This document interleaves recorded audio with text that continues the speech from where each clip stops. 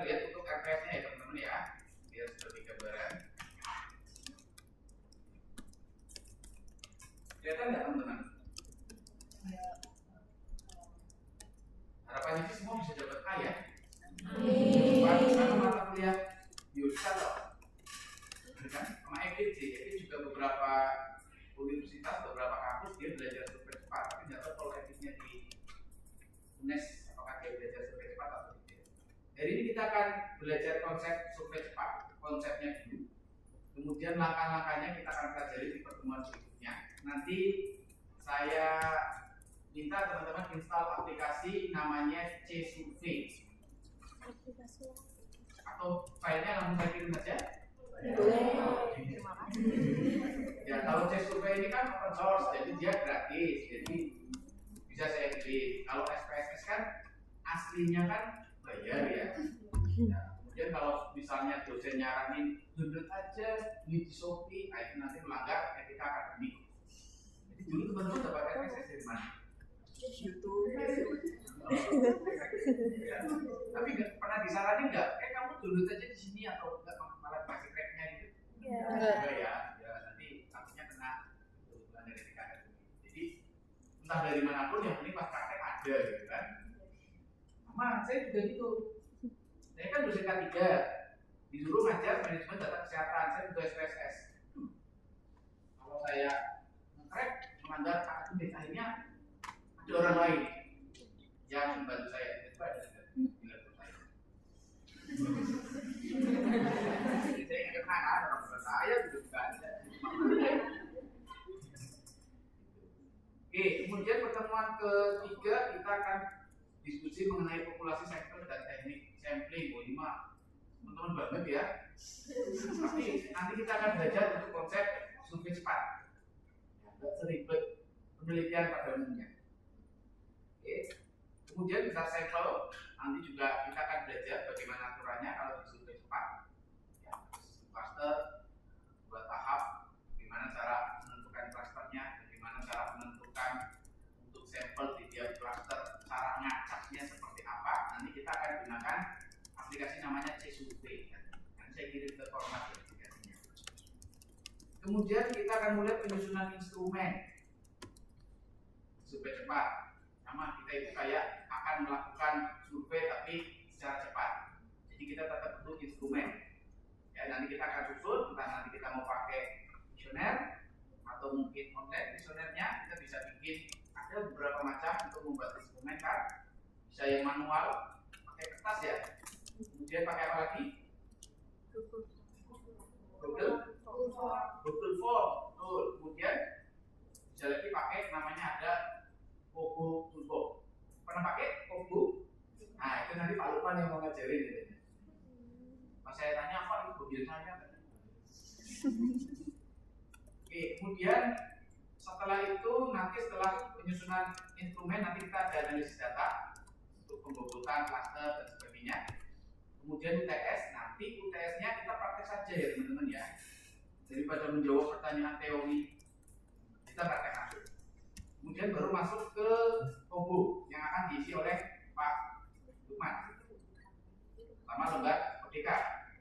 Kemudian nanti ada pelaksanaan survei, ada diseminasi hasil, presentasi sepertinya, dan juga UAS. Kemungkinan UASnya juga dari proyek ini. Dina tadi nggak ngasih soal? Enggak. Ya kan proyek kan ya biasanya ya. Oke, kita langsung mulai ya teman-teman ya. Hari ini kita diskusi bareng. Atau mau coba download dulu aplikasi C-Survey dulu? Yang bawah? Satu ya. Oh, atau enggak nanti saya kirimkan saja ya. Oke, teman-teman, kita akan diskusi bareng karena saya percaya bahwa teman-teman di depan ini sudah menguasai ini. Binatang juta kok. Kita mulai dari konsep dasar survei cepat. Kira-kira ada bayangan nggak survei cepat itu yang seperti apa? Survei cepat, misalnya bikin kuesioner, siapin alat, terus lari, yang cepat itu. Yang seperti apa teman-teman kira-kira?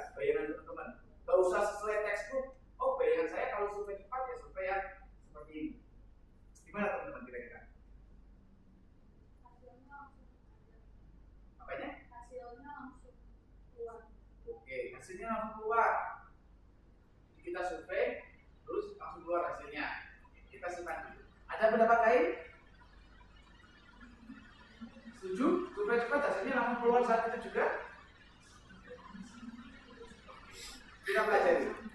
Kita akan mulai dari survei.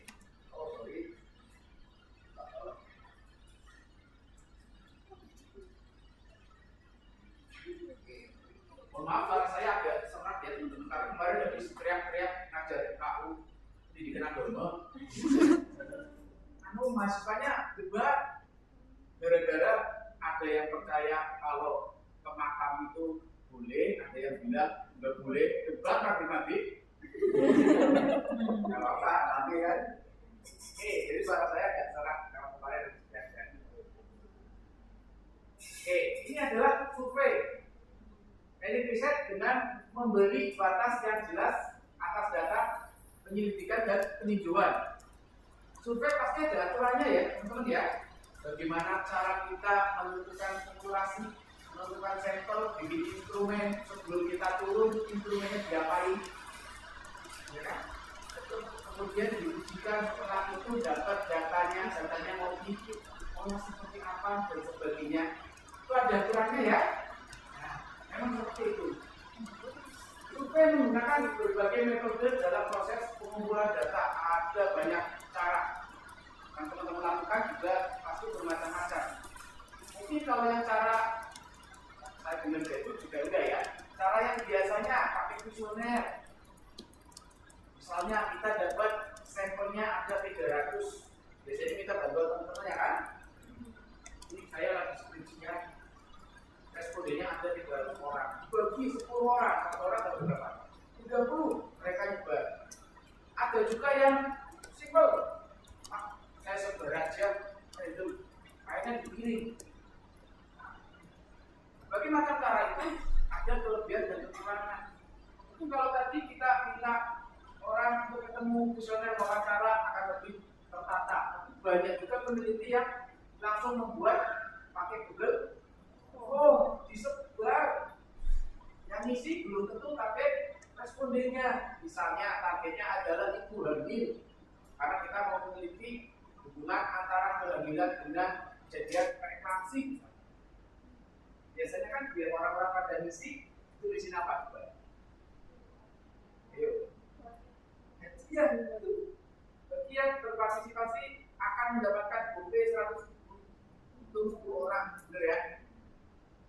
Itu akan memungkinkan yang mengisi itu bukan ibu hamil, tiba-tiba masnya lumayan gope isi berapa jadi ibu hamil. Nah, itu kelebihan dan kekurangan teknik dan data. Nanti teman-teman diskusi dengan jajan masing-masing. Kalau biasa Pak, orang lah ya, Ustaz, FD itu spesial orang.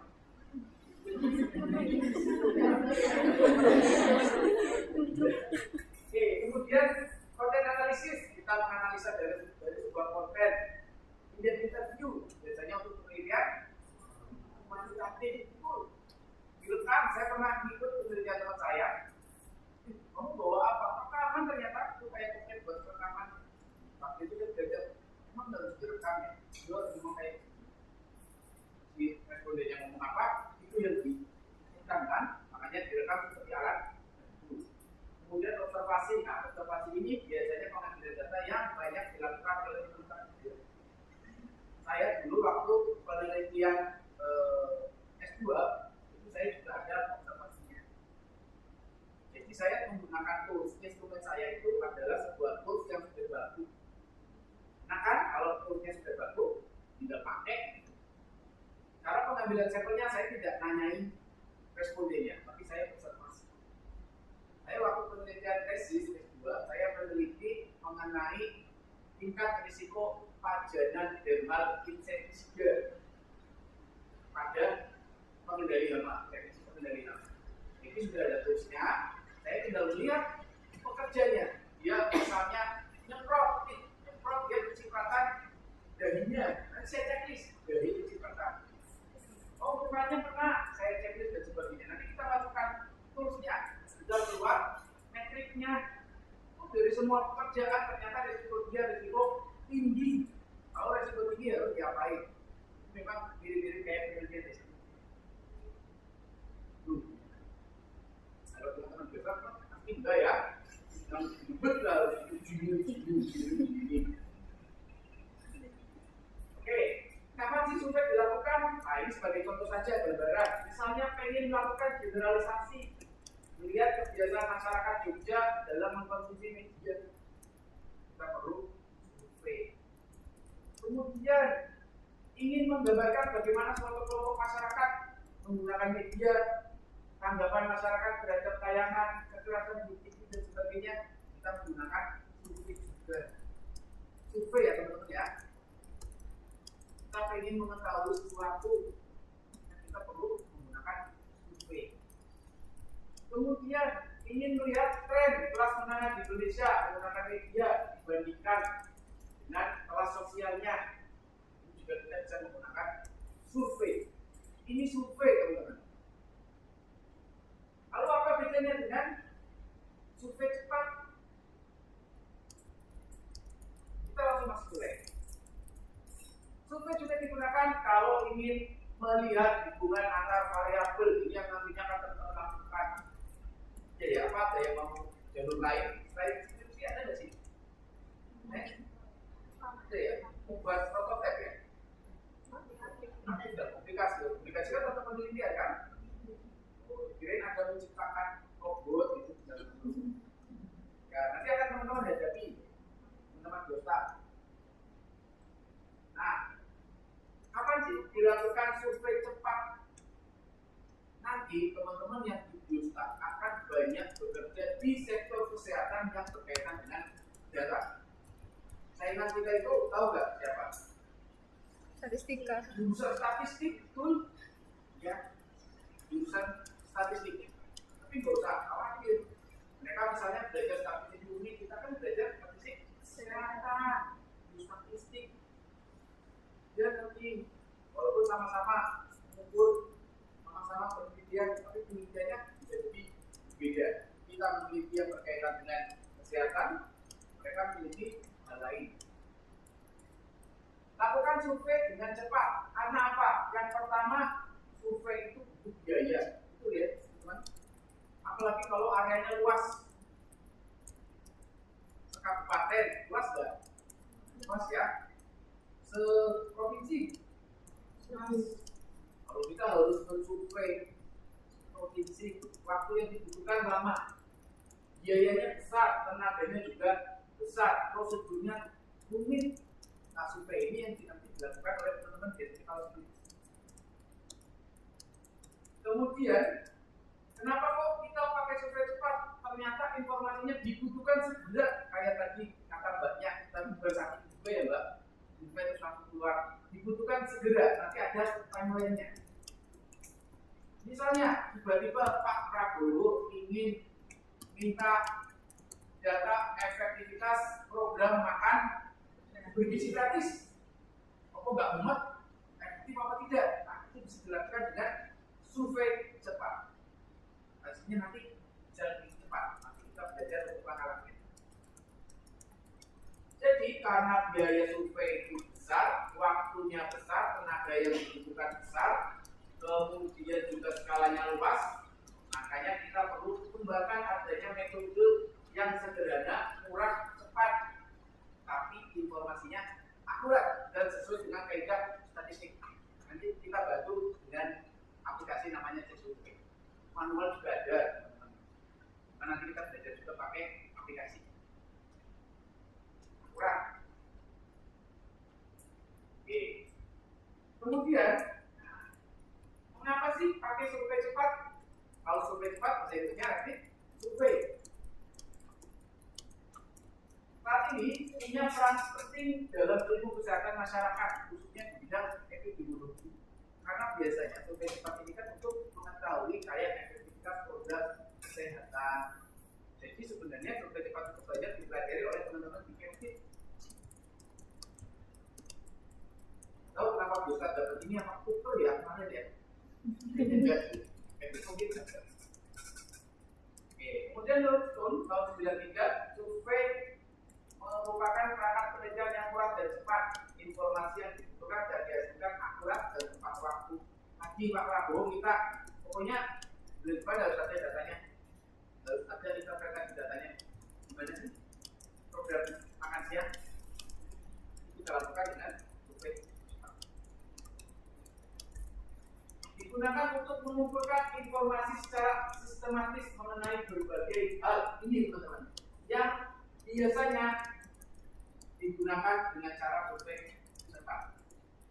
Mengetahui insiden penyakit, identifikasi faktor etiologi penyakit, investigasi kualitas hidup manusia, investigasi adanya wabah dan sebagainya, cakupan imunisasi, hal-hal yang spesifik. Saya cuma pengen lihat cakupan imunisasi karena hasil dari survei cepat itu dalam bentuk yang sederhana, kadang cuma dalam bentuk deskriptif. Saya pengen lihat cakupan imunisasi di Jawa Tengah, supaya keluar cakupan imunisasinya 95% dari sampel yang sudah. Oke. Agar dapat memberikan data yang lebih akurat, pengembangan kuesioner perlu memperhatikan faktor kualitas dan reliabilitas. Tetap dilakukan uji ya teman-teman. Karena kan instrumennya kita bikin ya, tetap diuji. Walaupun memang terkadang ya teman-teman di lapangan karena terburu-buru tadi, kadang juga selesai saja jawabnya. Tapi ada baiknya untuk memberikan data yang lebih akurat, pengembangan kuesioner yang teman-teman buat instrumennya tetap dilakukan uji kualitas dan reliabilitas.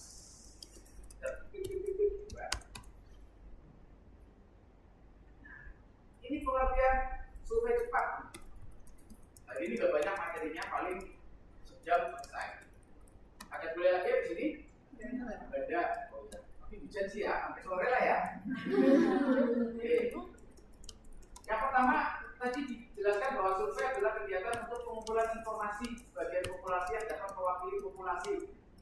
Bisa juga informasi dari masyarakat diperoleh dengan alat bantu yang dikenal dengan instrumen. Sesuatu yang biasa teman-teman alami ya. Hal yang biasa ternyata kayak menonton cuma kayak gitu ya, memang kayak gitu. Informasi yang bisa didapat berupa informasi tentang cakupan ya, cakupan imunisasi, cakupan suhu dan sebagainya. Prevalensi kejadian bisa juga mengenai hubungan antar variabel. Ini biasanya pengembangan dari hasil survei cepat. Jadi hasil survei cepat itu tidak sebatas hanya deskriptif saja, tapi bisa juga dikembangkan untuk analisisnya. Cuma biasanya karena kita butuh cepat, yang penting dapat data cakupannya lah, sudah bisa dilaporkan, bisa didiseminasikan.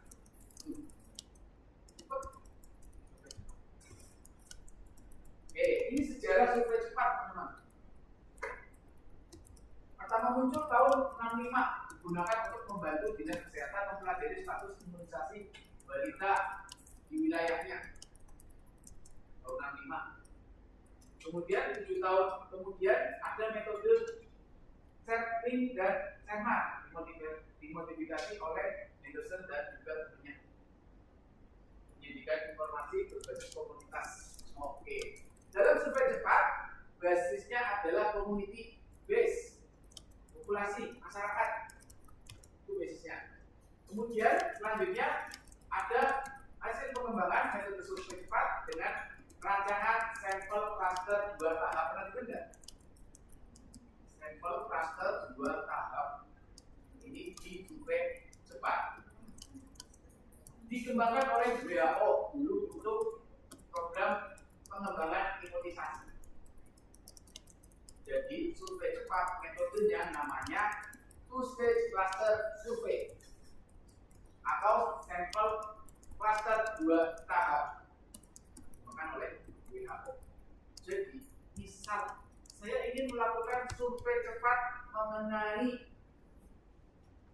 cakupan imunisasi di Kabupaten Semarang.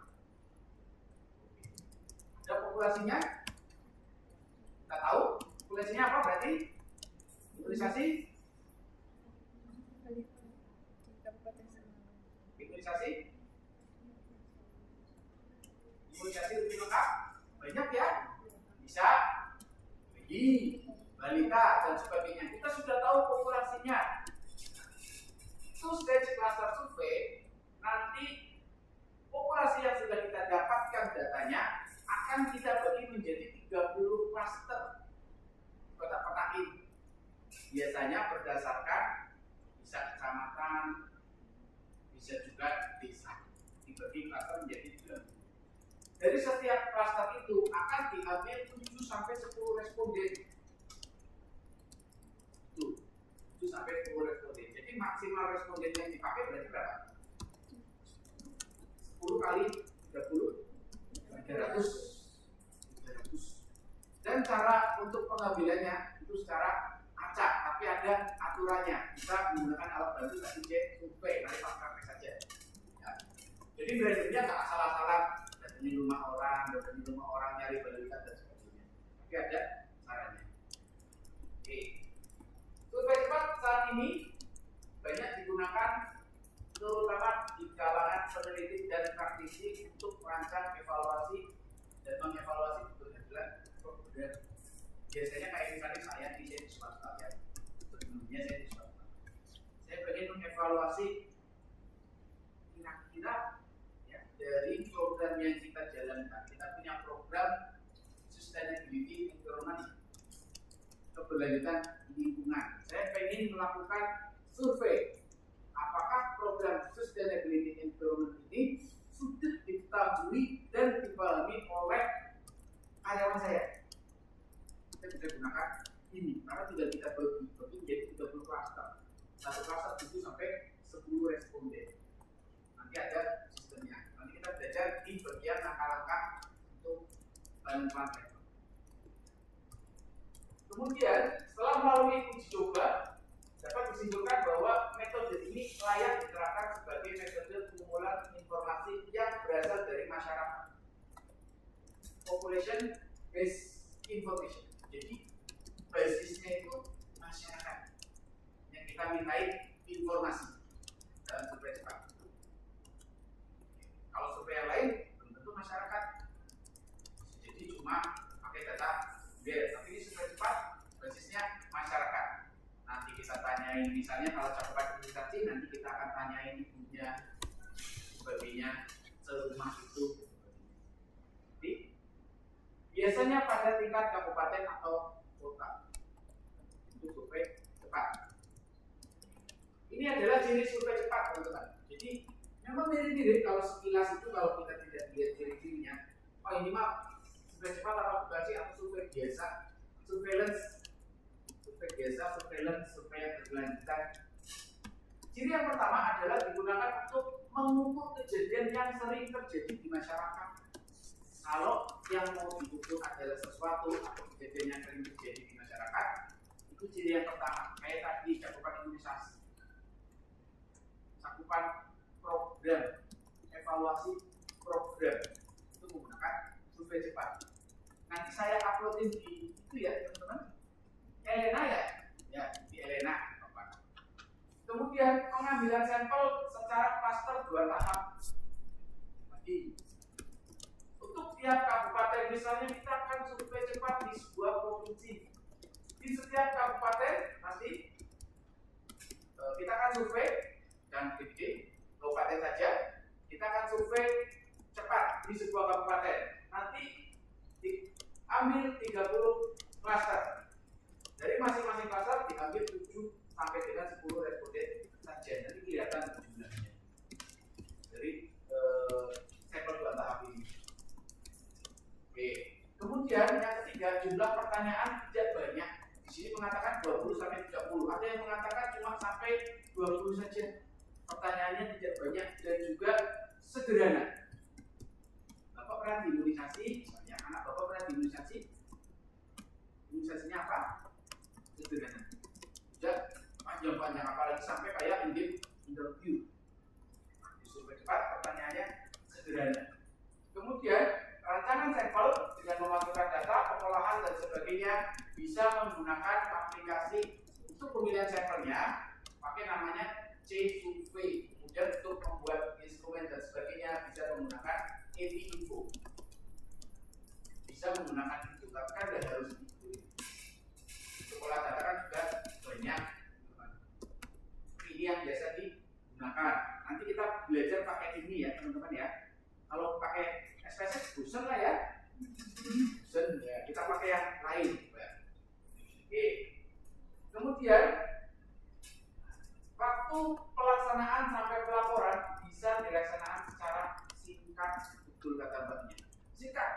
namanya aja survei cepat, paling sekitar 3 minggu. Survei cepat baru selesai. Teman-teman kalau mau skripsian pakai survei cepat, ini kalau pembimbingnya mengizinkan, skripsi baru maju judul tahu-tahu 3 minggu pro. Minggu lagi udah tidak enak, dan kan skripsian itu teman-teman. Tapi kayaknya bisa. Oke, kemudian analisis data, penyajian data, hasil survei disajikan dengan teknik statistik sederhana, tapi cukup deskriptif saja. Misalnya, saya cuma lihat berapa sih persentase orang yang diimunisasi. Saya mau lihat berapa persentase orang yang mendapatkan program dan sebagainya. Sederhana. Ya. Tapi tetap memperhatikan kaidah statistik yang berlaku. Makanya tadi kita menggunakan salah satunya IPO dan juga survei itu untuk memudahkan itu, teman-teman. Survei cepat. Kasih gambaran ya, teman-teman. Mirip kayak survei pada umumnya, cuma ya ciri-cirinya ini, terutama ini yang menjadi ciri khasnya pengambilan sampelnya menggunakan cluster 2 tahap. Dibagi menjadi 30 cluster. Setiap cluster 7 sampai 10 responden saja. Survei cepat karena biar cepat kan. Ini adalah tahapan survei cepat, teman-teman. Dari mulai yang pertama. Yang pertama kita perlu menentukan masalah kesehatan yang menjadi prioritas. Saya mau survei apa? Jadi nggak pakai hipotesis. Saya mau survei apa nih? Mau melakukan survei mengenai apa? Nah, kemudian menentukan besar dan teknik pengambilan sampel tadi. Populasinya siapa sih yang saya mau survei? Jadi beda-beda. Kayak misalnya populasi saya misalnya mau meneliti kebiasaan orang merokok terhadap apa? Populasi saya bapak-bapaknya. Oh ada jumlah bapak-bapak. Itu kita tentukan. Oke. Kemudian kita kembangkan alat pengumpul data mirip ya, saya penelitian pada umumnya ya, mirip sekali. Kemudian pengorganisasian dan pelaksanaan survei. Karena survei ini dilakukan secara cepat, perlu ada pengorganisasian. Misalnya, kita cuma ada waktu untuk turun ke lapangan cuma 7 hari. Seminggu waktu turun ke lapangan. Responden kita dapat tadi 300. 30 cluster kali 10 kita ambil 300. Ambil di bawah itu monggo kan 7 sampai 10. Nanti kita bisa melihat apakah 7 itu diterima atau tidak pakai aplikasi. Nanti ada yes atau no. Diterima atau tidak secara statistik. Oke. Kemudian pengorganisasian dan pelaksanaan survei itu nanti kita perlu memberikan persamaan pemahaman kepada teman-teman yang akan terjun untuk melakukan survei. Karena kita butuh cepat, nggak mungkin satu orang keliling-keliling pakai tadi cluster, ngacak dan sebagainya. Kita butuh bantuan beberapa orang atau banyak orang. Nah itu perlu dilakukan pengorganisasian. Sama ya kayak survei yang lain ya. Apa kalau kita lagi penelitian kemudian enumerator musyaksiman carilah. Kalau teman-teman gimana biasanya? Ada pengorganisasiannya, ada briefingnya, ada trainingnya untuk orang yang mengumpulkan data. Ada ya? Ya harus ada. Walaupun nanti misalnya kalau teman-teman skripsian yang bantuin temennya sendiri, tetap harus di briefing. Gimana cara nanyainnya, biar datanya bisa lebih valid. Kemudian bila kita diisi apa adanya, karena kejadian di lapangan, misalnya, Mas yang cowok namanya siapa? Aziz. Aziz. Saya lagi penelitian, saya minta bantuan 10 teman saya. Salah satunya Mas Aziz. 10, saya punya 300 responden. Berarti satu dapat 30 ya. Karena Mas Aziz sudah capek, saya baru dapat 10, 20 lagi. Akhirnya diisi ngawur. Ada nggak yang seperti itu? Diisi sendiri. Ada teman-teman. Diisi sendiri ngarang. Apakah ada merokok?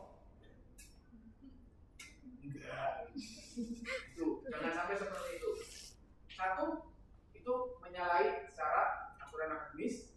Yang kedua, apesnya kalau misalnya nanti kata ketahuan bisa disuruh mengulang. Kalau teman-teman biasa, saya yakin lotok lah. Tapi kan nggak semua peminatan menguasai ini. Ini penelitian. Bahkan ada yang ditanya kenapa kok pakainya uji one way ANOVA, kenapa pakai Casper, kenapa ya Bu ya? Kayaknya yang lain penelitian sebelumnya pakai itu Bu. Kenapa pakai uji T pasangan Pirate? Ya penelitian yang lain juga kayak gitu, saya sebut aja. Padahal kan itu bukan jawaban yang diinginkan. Atau bahkan kenapa kamu melakukan penelitiannya di kota Semarang? Itu kepala dinasnya om saya. Jawaban-jawaban seperti itu seringkali keluar. Tapi kalau teman-teman tapi saya pastikan tidak ya. Pasti akan memiliki jawaban yang relevan. Kenapa kok mengambil penelitian di situ? Apa karena kasusnya tinggi, ada masalah? Kemudian setelah dilakukan pengorganisasian, tadi training orang-orangnya, dilakukan pelaksanaan survei. Setelah itu sama, kita lakukan analisis dan juga laporan. Simpel ya teman-teman. Nanti kita pertemuan besok kita belajar untuk mencari respondennya. Habis kayaknya, oh belum. Kira udah habis. Oke, ini sebagai contoh saja. Ini adalah target populasi kita. Harus spesifik ya teman-teman. Tidak asal. Kalau kita mau meneliti cakupan imunisasi, target populasi kita bisa ke ibunya mungkin jumlah orangnya yang mendapatkan imunisasi, jumlah bayi anak atau orang yang berpeluang mendapatkan imunisasi, kemudian diambil sampel dari tadi cuma dibagi menjadi 30 klaster, diambil 7 sampai 10 karena begitu cepat. Seperti itu. Sudah, ini adalah langkah-langkahnya. Lebih cepat, saya akan baca sekilas saja, besok kita praktek sambil ikutin. Yang pertama, tadi penjabaran secara jelas dan singkat pilihan masalah kesehatan. Nanti teman-teman sudah mulai tentukan dari sekarang. Apa kira-kira judul atau tema yang akan saya lakukan untuk survei depan? Nanti siapkan ya buat minggu depan. Yang spesifik ya teman-teman, dan itu masalah yang sering terjadi di masyarakat. Masalah yang terpilih hendaknya cukup spesifik, jangan yang umum-umum. Spesifik karena kita di kesehatan. Oke, kita ambil yang kesehatan biar lebih gampang. Banyak mungkin masih tentang penyakit tertentu yang spesifik.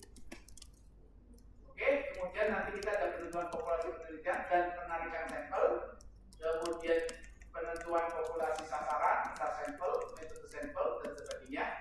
Mengembangkan cara pengumpulan data. Pertemuan besok itu belajar menentukan sampelnya dulu. Kayaknya gitu ya di RPS-nya ya. Sebenarnya ini satu pertemuan langsung praktek selesai. RPS-nya banyak banget, saya bingung. Di pertemuan pertama kok konsep dasar. Padahal satu pertemuan ini kita bisa sekalian praktek untuk penentuan sampelnya. Sampelnya udah ketemu, kita praktek untuk pengambilan datanya. Penyusunan instrumen mungkin agak lama ya, bawa pulang aja buat tugas misalnya. Bisa cepat, tapi kita nggak apa-apa, kita ngikutin pelan-pelan untuk prosesnya. Oke, kemudian mengembangkan cara pengumpulan data. Oke. Setelah itu perlu dijelaskan mengenai cara pengumpulan data, alat yang digunakan, petugas yang melakukan. Kita pakai apa? Kuesioner kan? Kobo itu kuesioner juga, kuesioner konten dari kayak begitu. Kemudian petugas yang melakukan. Nanti kita belajar cara-caranya, nanti sama Pak Lukman itu praktek benerannya. Mungkin teman-teman nanti akan diterjunkan ke lapangan ya, sama Pak Lukman. Kemudian kontrol kualitas. Banyak diarahkan kepada ketepatan cara pengumpulan data ini. Tetap ada aturannya teman-teman. Penentuan klasternya seperti apa, kemudian respondennya seperti apa, bagaimana kok dia bisa jadi responden. Besok kita belajar itu. Uji coba, kemudian pengorganisasian dan pelaksanaan survei. Ini yang akan kita pelajari. Gambaran ya teman-teman ya. Teman-teman sering melakukan ini, cuma bedanya di waktunya, sampelnya, nggak usah ribet pakai rumus dan sebagainya. Ini supaya cepat. Apa yang perlu diperhatikan teman-teman dalam survei cepat? bentuk kegiatannya harus spesifik. Kalau bisa spesifik banget, gizi, cakupan imunisasi. Kalau mau imunisasi tertentu, monggo imunisasi saja sudah cukup spesifik. 2. Siapa yang bertanggung jawab untuk setiap kegiatan? Sudah ada pengorganisasian. Kamu bagian ini, kamu bagian ini, kamu bagian ini. Karena kita butuh cepat, harus ada pengorganisasian. Karena ini biasanya dilakukan kalau survei cepat, misalnya kita kerja di dinas kesehatan, pimpinan ininya, yang penting saya dapat datanya bulan depan ya, di rapat kerja bulan depan saya pengen ada data yang akurat. Terus kita kan dibagi kan, saya bagian ini, saya bagian ini, dan sebagainya. Kemudian kapan waktu mulai dan selesai? Oke, kita mulai start di tanggal berapa? 13. Oke, selesai 3 minggu lagi. Itu harus ada timeline yang jelas. Jangan sampai sudah 2 bulan, 3 bulan belum selesai. Namanya bukan survei cepat. Paling tidak sekitar 3 minggu. Molor-molornya 4 minggu, tapi biasanya 3 minggu sudah selesai. Jadi perlu ada kapan waktu mulai dan selesai. Ini yang penting teman-teman dalam survei cepat. Kalau misalnya selesainya 6 bulan, ya buat apa dia pakai survei cepat? Kenapa nggak pakai survei saja? Penghitungan sampel secara matematis dan sebagainya. Kemudian lokasi kegiatan akan dilaksanakan. Kita tentukan klasternya di mana. Nanti ada cara bagaimana kita menentukan sampelnya. Nanti ada gambar peta. Misalnya kita dapat klaster kecamatan Sampanan. Nanti kita gambar kecamatan Sampanan. Misalnya kecamatan Sampanan setelah kita olah pakai CSUV, dia mendapat 3 klaster karena populasinya besar. Jadi dia dapat 3 klaster se-Sampanan.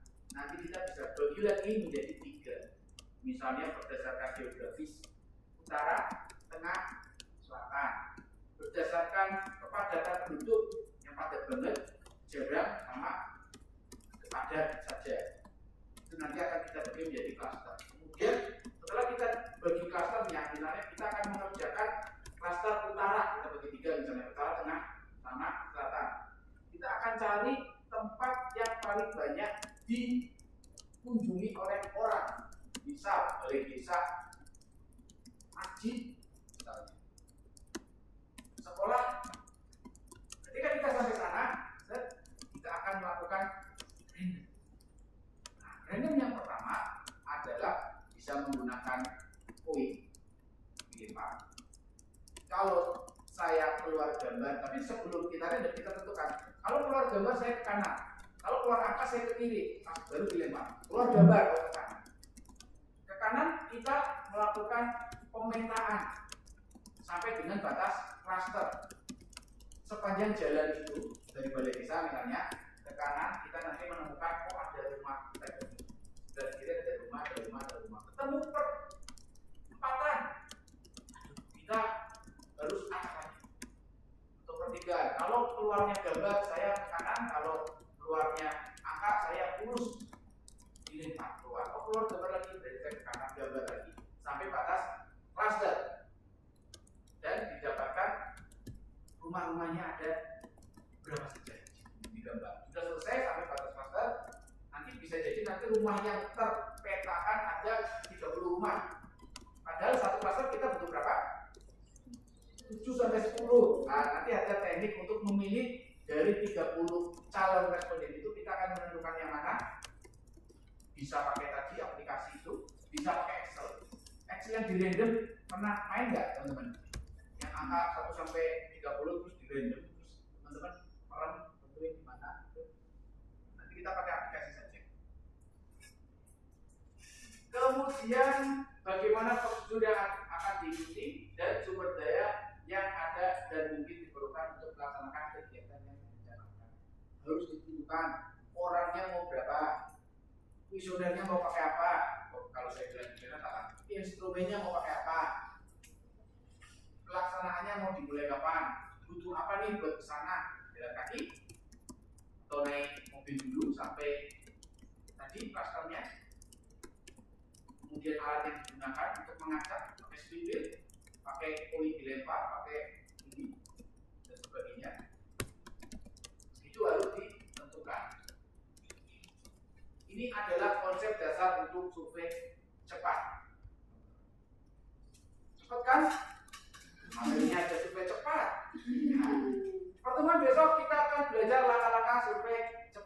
saya pengen dia di kisah dulu. Saya kirim ke siapa ya? Format ya? Belum saya namanya. Nah,